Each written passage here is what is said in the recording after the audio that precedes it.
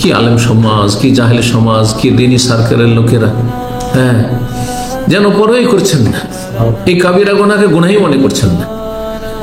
তাহলে যারা পাপে লিপ্ত তারা কি করে পাপ থেকে মুক্ত হয়ে আসবে? অনেকের চারিত্রিক পদস্খলন রয়েছে, হস্তমৈথুনে লিপ্ত, নাউজুবিল্লাহ সমকামিতায় লিপ্ত, নাউজুবিল্লাহ ব্যভিচারে, প্রেমের রোগে লিপ্ত, হ্যাঁ, পরকীয়ায় লিপ্ত, ইত্যাদি ইত্যাদি, পুরুষ হোক আর নারী হোক। যারা লিপ্ত হয়ে গেছে পাপে, মুক্তির উপায়টা কি? প্রেমের জালে ফেসে গেছে, অনেকে নিজেকে তিরস্কার করছে সকাল বিকাল, এমনি সাধারণ হয়তো একটু চেষ্টা করছে, কিন্তু কোনো লাভ হয়নি। সোশ্যাল মিডিয়ার যুগে পাপ, এটা তো অধিকাংশ লোক যাদের ফেসবুক আছে তারা এইসব পাপে লিপ্ত। চোখের পাপ, চোখের জেনা, নোংরা ছবি দেখছেন আপনি ফেসবুকে, দেখি একটু শুনে নি কি বলছে। আর মহিলাদের, হ্যাঁ, মুখ থেকে খবর শোনা, এটাকে তো গুনাহই মনে করছেন। এমন আমাদের ইমানি অনুভূতি এমন ভোথা হয়ে গেছে যে এটাকে কোনো পাপই মনে করা হয় নাই। টিভির পর্দায় মহিলা দেখছেন, হ্যাঁ, সিরিয়াল দেখছেন, অথবা খবরটা শুনেই নি, দেশের তো খবরটাও রাখতে হবে, মহিলার কাছ থেকে খবর শুনে রাখতে হবে। আচ্ছা, দেশের খবর রেখে করবেনটা আপনি? কোন উন্নতিটা দেশের আপনার দ্বারা সম্ভব? হ্যাঁ, যারা উন্নতি করবে তারা দেখুক, দায়িত্বশীল যারা, কর্মকর্তা যারা, দেশের ধারক বাহক যারা, আপনি কি একজন নাগরিক, কি করবেন আপনি? শুধু জানলে ভালো হলো না মন্দ হইলো, কোথায় দুর্ঘটনা হইলো, কোথায় কে ধরা খেলো, আর কোথায় কার মুখ শুনে কোথায় কে দুর্নীতি করেছে, কত টাকার দুর্নীতি করেছে, আপনি কি লাভ করলেন? ওই লম্পট, ওই যে চরিত্রহীন বেঈমান দুর্নীতিবাজ, তার কিছু করতে পেরেছেন? আপনার মতো বহু লোক রয়েছে, কিছু করতে পেরেছে? এইসব শুনে লাভটা কি? বাস্তব এই যে ফেসবুকের জগতে, বিশেষ করে বাংলা ভাষাভাষী নারী হোক আর পুরুষ হোক, এরা দুনিয়ার সমস্ত জাতির চাইতে ফেসবুকে ফার্স্ট। এটা আমার অভিজ্ঞতায় বলছি। ফেসবুকে আর ইমোতে, এই দুটোতে এরা সবচেয়ে বেশি এগিয়ে আছে। আর ওরা ফেসবুক তো বুঝে না, এটা আবার টুইটারে ফার্স্ট।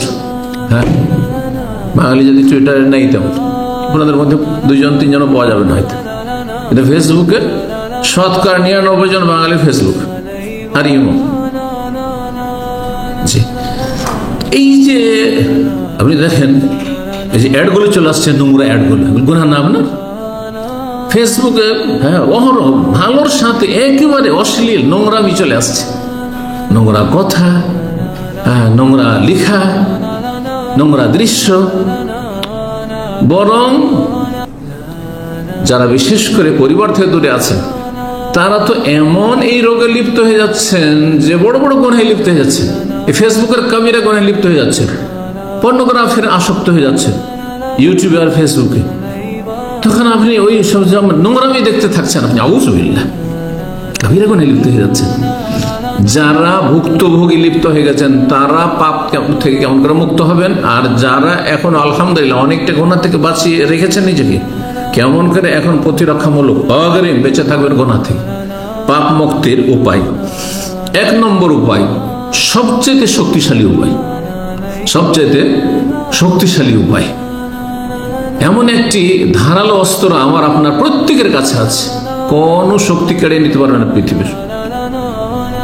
জবান বন্ধ করে দেয়, সেটা অন্তর দিয়ে করা যাবে, এবং এমন ভাবে অন্তর দিয়ে আপনি সেটা করবেন যে আপনার রব শুধু জানবেন, আপনার পাশের লোকও জানতে পারবেন না। কি অস্ত্র চিন্তা করতে পেরেছেন? দোয়ার অস্ত্র, দোয়া।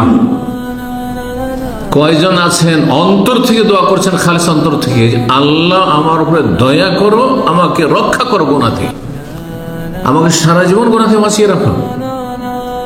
গুনাহে লিপ্ত হওয়ার পর আল্লাহ তুমি দয়া করো, নাহলে আমি বাঁচতে পারবো না, আল্লাহ তুমি আমার রহম করো, আল্লাহ গুনাহ থেকে মুক্তি দাও, গুনাহ থেকে তোমার আশ্রয় চাইছি, তুমি আগে পানাহ দাও, তোমার শরণাপন্ন হচ্ছে। কয়জন আছে?